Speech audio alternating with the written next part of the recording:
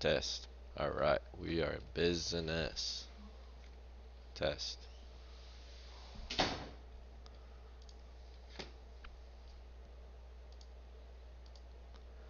Welcome to Henry George Daily Devotion, episode 67. George writes here in chapter 2, The Injustice of Private Property and Land, of book 7, The Justice of the Remedy, in his book, Progress and Poverty, an Inquiry into Industrial... Don't even remember the name of the book that I'm reading.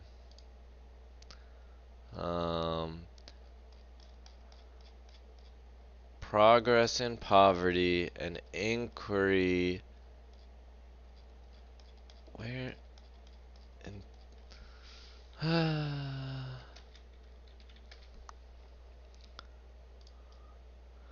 inquiry into the cause of industrial depressions and of increase of want with increase of wealth, the remedy. Crazy, the double colon. We gotta remember that better. Alright. We're talking about why owning land as though it were private property is unjust. Because justice and wisdom go hand in hand, and if the remedy to industrial depression and increase of want with increase of wealth is not just, then it cannot be the solution, the remedy. And if it is unjust, then definitely it's not the remedy. George writes, what most prevents... We are recording. The realization of the injustice of private property in land is the habit of including all the things that are made the subject of ownership in one category as property, or, if any distinction is made, drawing the line, according to the unphilosophical distinction of the lawyers, between personal property and real estate, or things movable and things immovable. The real and natural distinction is between things which are the produce of labor and things which are the gratuitous offerings of nature, or to adopt the terms of political economy, between wealth and land. Yes, this concept of real estate and movability are not the way we should consider this. I heard yesterday in a Georgist lecture that I can't quite remember the way in which Henry George made fun of the people who wanted to use the term economics instead of political economy. He made fun of them. It was kind of funny. George continues, these two classes of things are in essence relations widely different, and to class them together as property is to confuse all thought when we come to consider the justice or the injustice, the right or the wrong of property. A house and the lot on which it stands are alike property as being the subject of ownership, and are alike classed by the lawyers as real estate. Yet in nature and relations they differ widely. The one is produced by human labor. Raise your hand if you think which one is produced by human labor. Now put your hand down. And belongs to the class in political economy styled wealth. The other is a part of nature and belongs to the class in political economy styled land, the lot on which it stands. The essential character of the one class of things is that they embody labor. They are brought into being by human exertion. Their existence or non-existence, their increase or diminution depending on man. The essential character of the other class of things is that they do not embody labor. and exist irrespective of human exertion and irrespective of man. They are the field or environment in which man finds himself, the storehouse from which his needs must be supplied, the raw material upon which the forces with which alone his labor can act. Yeah, it's the stuff that we got. It's our starting conditions. The moment this distinction is realized, that moment is it seen that the sanction which natural justice gives to one species of property is denied to the other, that the rightfulness which attaches to individual property in the produce of labor implies the wrongfulness of individual property in land. That whereas the recognition of the one places all men upon equal terms, securing to each the due reward of his labor, the recognition of the other is the denial of the equal rights of men, permitting those who do not labor to take the natural reward of those who do.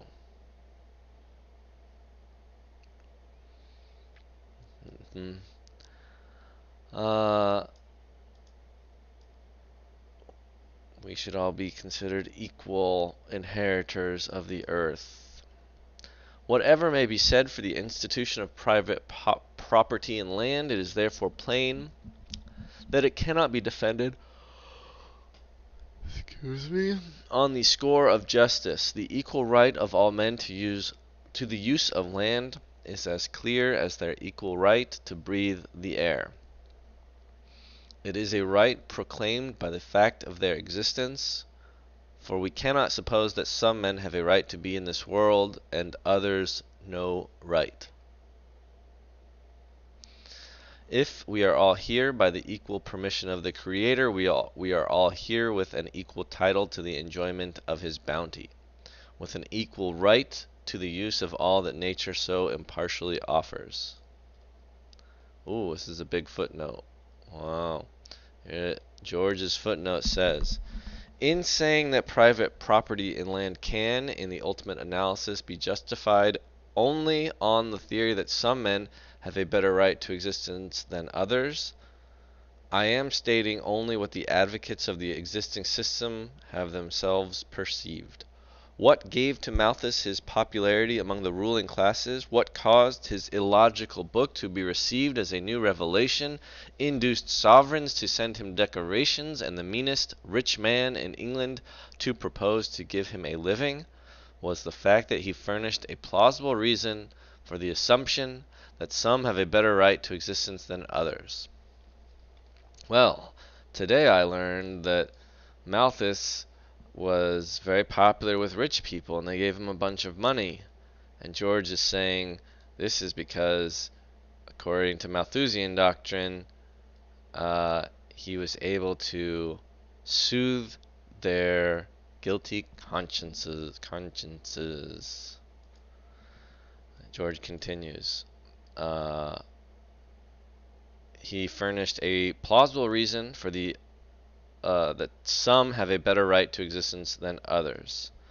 Well, it was an assumption that some have a better right to existence than others, an assumption which is necessary for the justification of private property in land, and which Malthus clearly states in the Declaration that the tendency of population is constantly to bring into the world human beings for whom nature refuses to provide, and who consequently, quote, have not the slightest right to any share in the existing store of the necessaries of life, end quote. Whom she tells as interlopers to be gone. I don't know what's going on with these quotation marks. There's 3 of them. 4 of them. I guess the whom she tells her interlopers to be gone is George talking again? I don't know. And then does not hesitate to extort by force obedience to her mandates, employing for that purpose hunger and pestilence, war and crime, mortality and neglect of infantine life, prostitution and syphilis. And today, this Malthusian doctrine is the ultimate defense upon which those who justify private property in land fall back. In no other way can it be logically defended.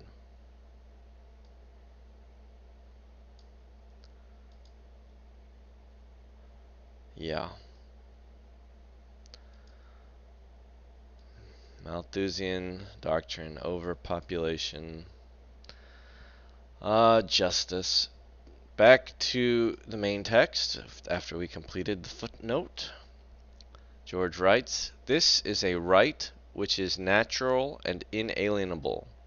That would be what he said in the preceding sentence, that we are all here with an equal title to the enjoyment of his bounty.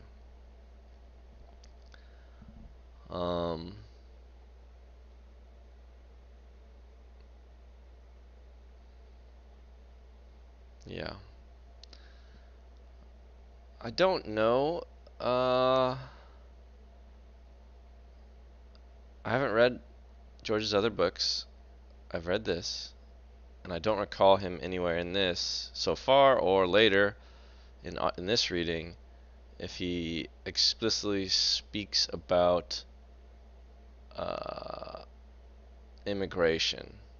There's sometimes a concern among people hearing about Georgism about, everyone is just going to move into the land that has a citizen's dividend and claim it. I think overall Georgists are very pro-immigration because they believe that with each new laborer, each pair of hands, more production can be got than on average than is consumed on average.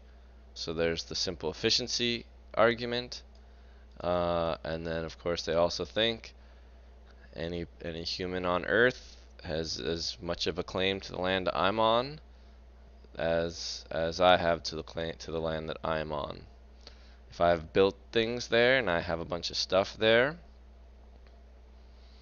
they're not entitled to that, and they're not entitled to kick me off it unless they're going to compensate me and continue to compensate the rest of society for that exclusive use.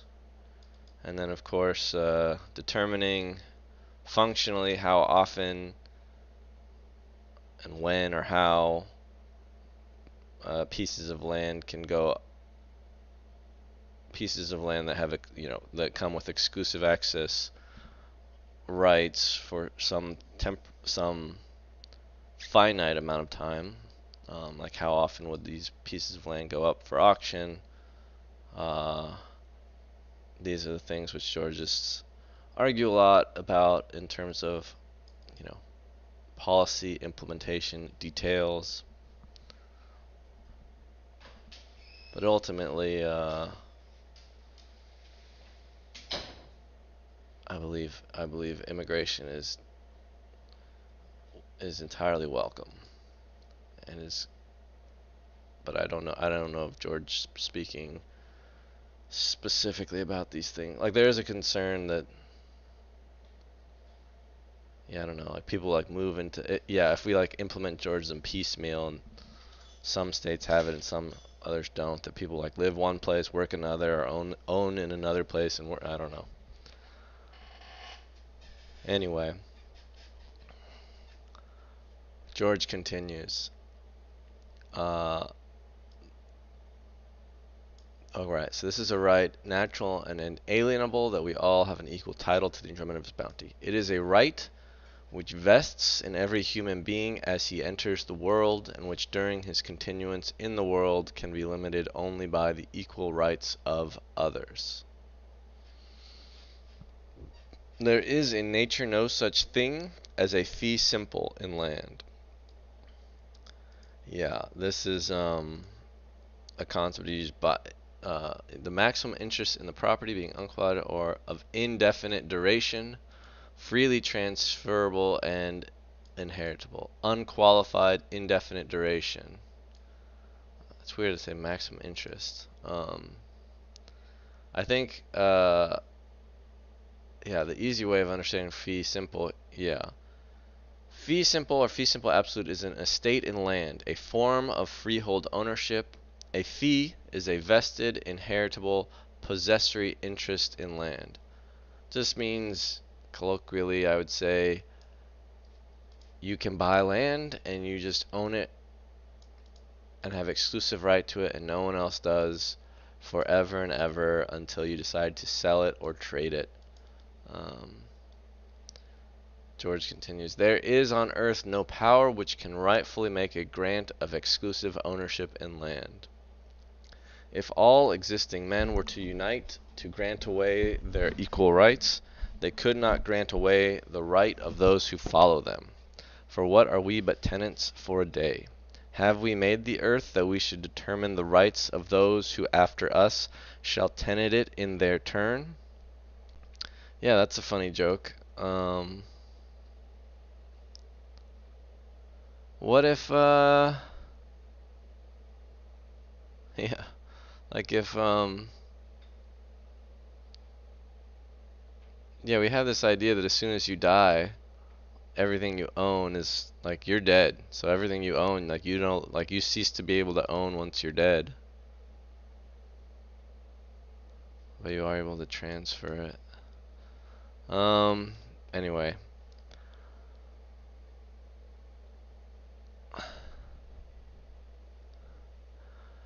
Yeah, it's funny to think of all this stuff here. Like, if I make something and I want to be the only person that ever uses it, I, like, have to destroy it by the time I die. There's no way you can just say, like, oh, after I'm dead, no one can use this, and that people would ever acknowledge that. I don't know. It's kind of random. If all exists, for what are we but tenants for a day? Have we made the earth that we should determine the rights of those who after us shall tenant it in their turn? The Almighty, who created the earth for man, and man for the earth, has entailed it upon all the generations of the children of men by a decree written upon the constitution of all things, a decree which no human action can bar and no prescription determine. Let the parchments be ever so many, or possession ever so long, natural justice can recognize no right in one man to the possession and enjoyment of land that is not equally the right of all his fellows, though his titles have been acquiesced in by generation after generation. To the landed estates of the Duke of Westminster, to the poorest child that is born in London today, has as much right as has his eldest son. Footnote. The natural and inalienable right to the equal use and enjoyment of land is so apparent that it has been recognized by men wherever force or habit has not blunted first perceptions. To give but one instance, the white settlers of New Zealand found themselves unable to get from the Maoris what the latter considered a complete title to land, because, although a whole tribe might have consented to a sale, they would still claim with every new child born among them an additional payment, on the ground that they had parted with only their own rights, and could not sell those of the unborn. The government was obliged to step in and settle the matter by buying land for a tribal annuity, in which every child that is born acquires a share. Oh, that's kind of interesting. I didn't know that. Or I had forgotten that. I forgot all this. It's funny. Though the sovereign people of the state of New York consent to the landed possessions of the Astors, the puniest infant that comes wailing into the world in the squalidest room of the most miserable tenement house becomes at that moment seized of an equal right with the millionaires, and it is robbed if the right is denied. Our previous conclusions, irresistible in themselves, thus stand approved by the highest and final test, translated from terms of political economy. This is a long chapter. Into terms of ethics, they show a wrong as the source of the evils which increase as material progress goes on. The masses of men who in the midst of abundance suffer want, who, clothed with political freedom, are condemned to the wages of slavery, to whose toll labor-saving inventions bring no relief, but rather seem to rob them of a privilege, instinctively feel that there is something wrong and they are right. The wide-spreading social evils which everywhere oppress men amid an advancing civilization spring from a great primary wrong, the appropriation as the exclusive property of some men of the land on which and from which all must live. From this fundamental injustice flow all the injustices which distort and endanger modern development, which condemn the producer of wealth to poverty and pamper the non-producer in luxury, which rear the tenement house with the palace, plant the brothel behind the church, and compel us to build prisons as we open new schools. Henry George was born in 1839. Did he...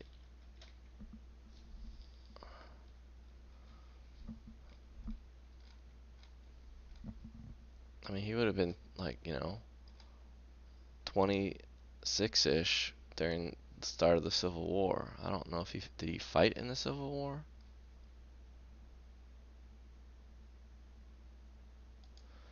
The New York Sun wrote that since the Civil War, few announcements have been more startling than that of the sudden death of Henry George. Flags replace a hat, yeah.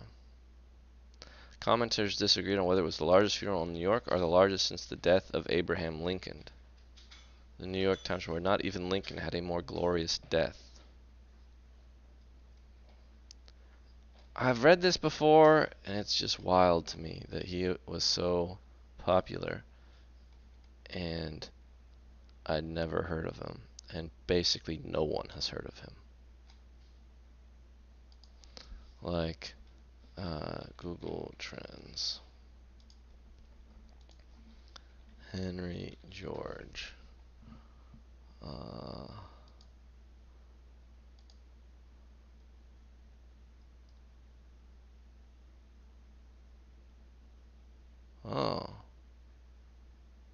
I guess since... That's funny.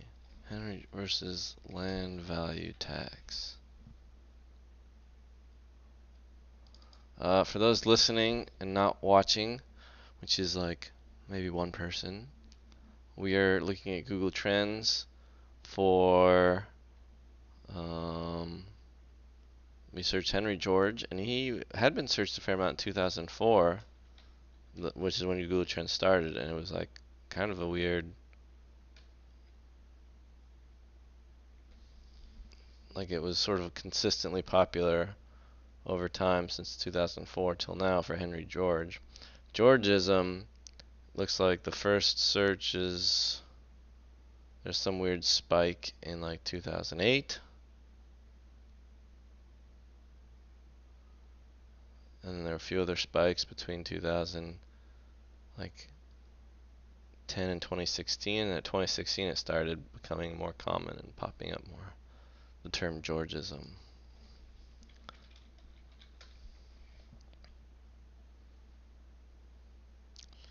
Although Henry George itself was...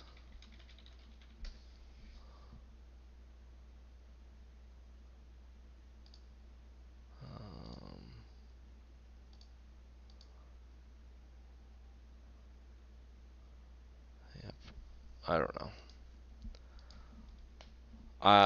I definitely know that I had never heard of him, and everyone I've ever talked to, maybe one person out of the 100+ people I've talked to about Georgism had heard of him before.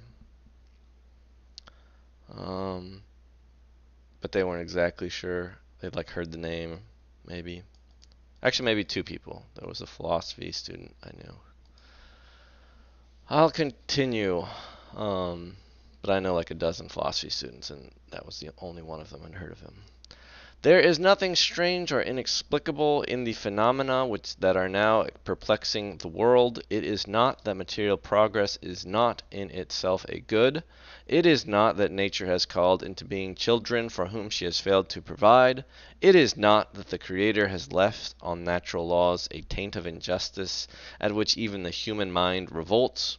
That material progress brings such bitter fruits, that amid our highest civilization men faint and die with want, is not due to the niggardliness of nature, but to the injustice of man.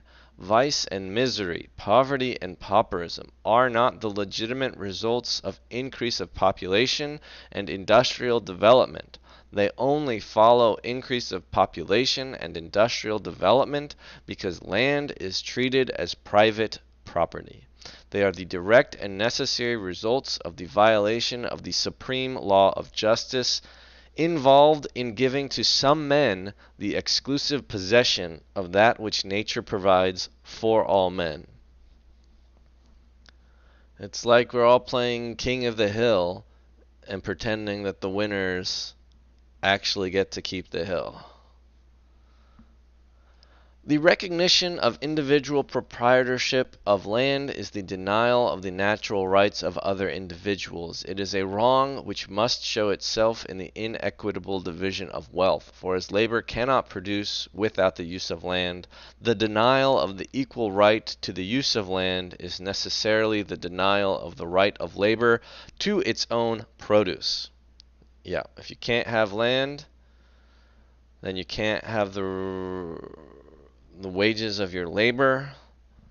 We already decided that you own your labor because you own yourself. If one man can command the land upon which others must labor, he can appropriate the produce of their labor as the price of his permission to labor. I saw on a Georgist video this opening quote, which is, if you have all the money in the world and I own all the land in the world, how much will I charge you for one night of rent? And then it faded out.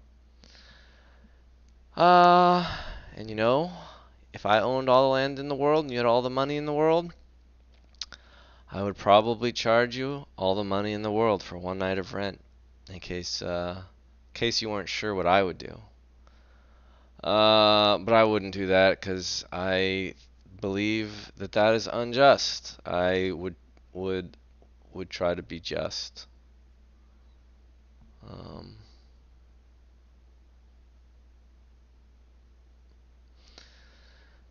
Anyway, the fundamental law of nature, that her enjoyment by man shall be consequent upon his exertion, is thus violated. The one receives without producing, the others produce without receiving. The one is unjustly enriched. This is the landlord receives without producing, the laborers produce without receiving. The landlord is unjustly enriched, the laborers are robbed. To this fundamental wrong we have traced the unjust distribution of wealth, which is separating modern society into the very rich and the 99%. It is the continuous increase of rent, the price that labor is compelled to pay for the use of land. Again,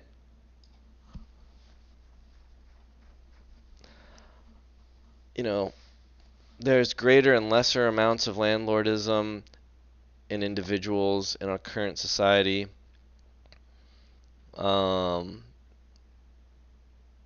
Because, like, you can go out and own a bunch of land out in the desert and be the lord of that land, and that is unjust. Like, we all should have an equal right and share of desert land, but nobody cares that much. And then it is a spectrum from there to the absolute best land in the heart of Manhattan or the heart of Los Angeles. And I don't want all of you, low-tier landlords, as I'll call you, people in the suburbs who own like one house, probably have a big mortgage on it and paying a bunch of rent, or not rent, but something, we don't call it rent, but in a political economy term, paying rent essentially to banks. you don't have to fully lump yourselves in here with the landlords. Just a little bit. Just a little bit of yourself. And it's very likely when we learn George's remedy, you would still maintain exclusive right to your land so long as you continue to compensate the rest of society at a rate probably about what you've already been doing via other taxation. Uh, but it does depend where on that spectrum of landlording you are, how good your land, how big your land and how good your land actually is, and how much it would benefit the rest of society if you were to share it or give it up to other people, how much benefit they would get from that. George continues, it is the continuous increase of rent, the price that labor is compelled to pay for the use of land, which strips the many of the wealthy they justly earn. That strips many of the wealth they justly earn, to pile it up in the hands of the few who do nothing to earn it. Why should they who suffer from this injustice hesitate for one moment to sweep it away? Who are the landholders that they should be thus permitted to reap where they have not sown? Consider for a moment the utter absurdity of the titles by which we permit to be gravely passed from John Doe to Richard Roe. I don't know, is that supposed to be Richard Doe? The right exclusively to possess the earth, giving absolute dominion as against all others. In California, our land titles go back to the supreme government of Mexico, who took from the Spanish king, who took from the Pope, when he, by a stroke of the pen, divided lands yet to be discovered between the Spanish or Portuguese, or, if you please, they rest upon conquest. In the Eastern States, they go back to treaties with Indians and grants from English kings. In Louisiana, to the government of France. In Florida, to the government of Spain. While in England, they go back to the Norman conquerors. Everywhere, not to a right which obliges, but to a force which compels.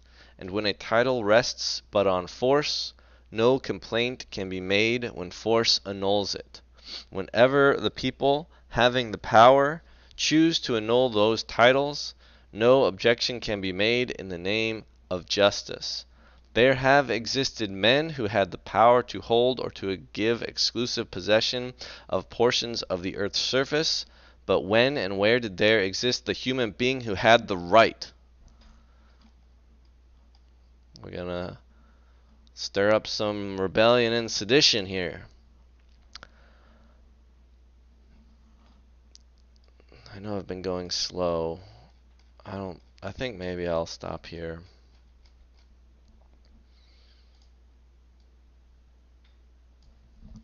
Thanks for listening. See you next time.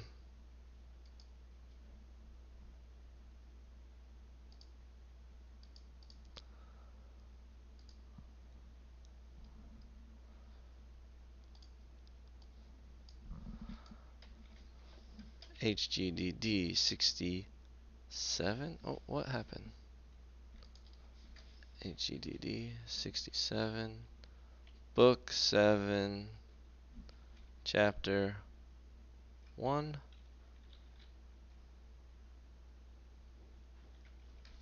Continue 1.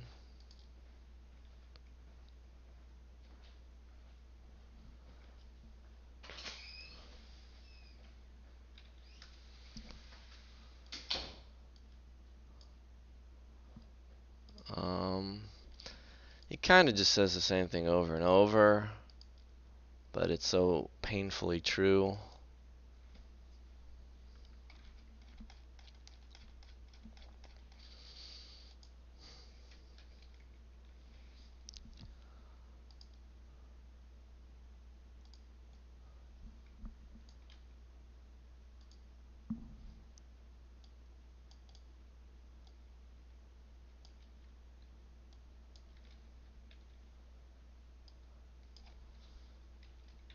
Every human has a right to earth.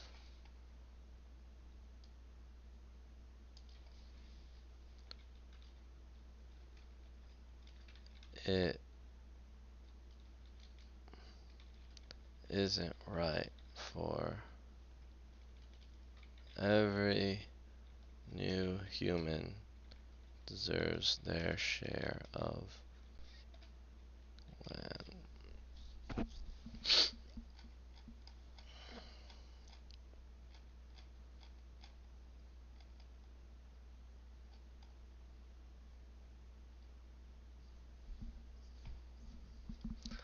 Oh yeah, we talked a bit about Malthus.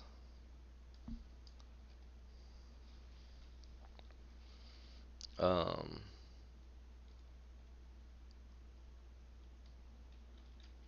Land and production are different. George can't say this enough.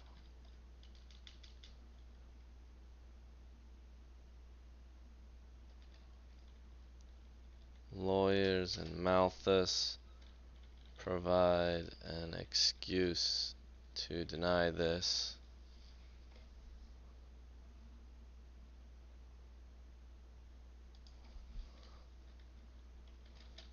Land is unmade. Production is from human exertion.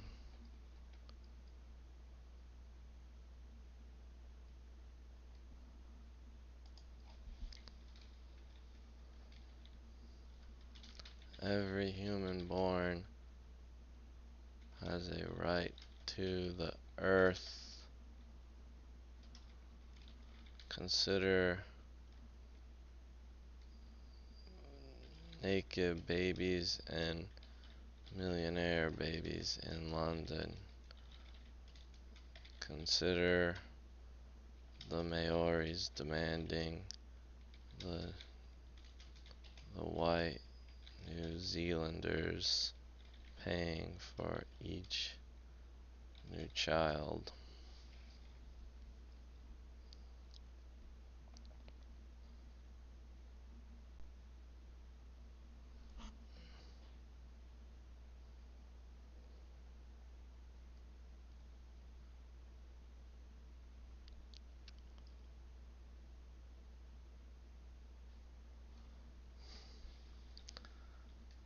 If you go back, all private property and land comes from force. The Pope, the Normans, the English, the conquerors.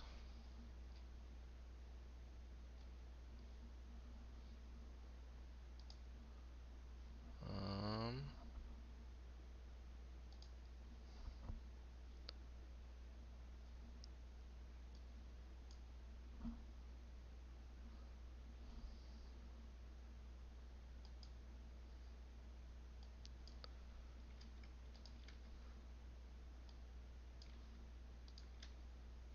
Now, no. 167. Next. Alright. YouTube. Whoa, what was that sound?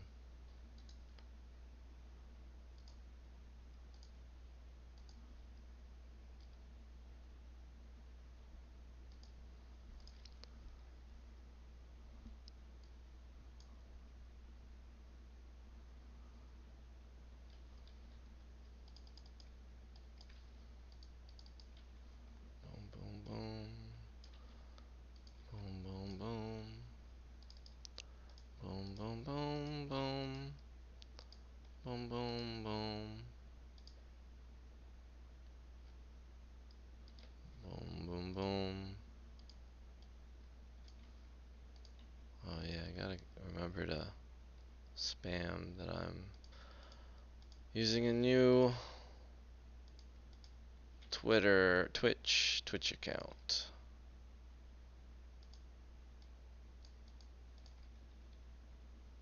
Next. Publico. Publish.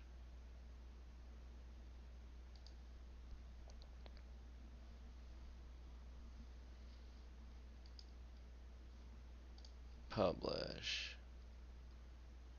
Sure.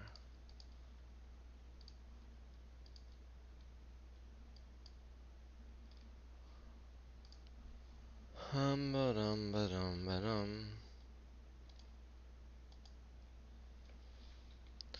Today's episode on Spotify. And also, I'm using a George's. Also, I've created a new Twitch specifically for George's stuff.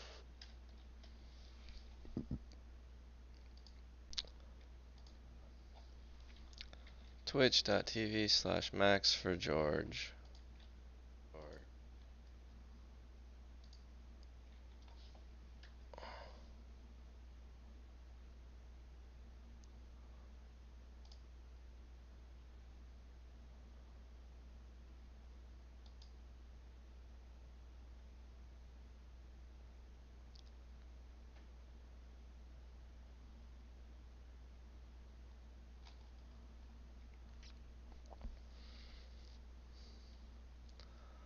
I think this concludes my daily devotional.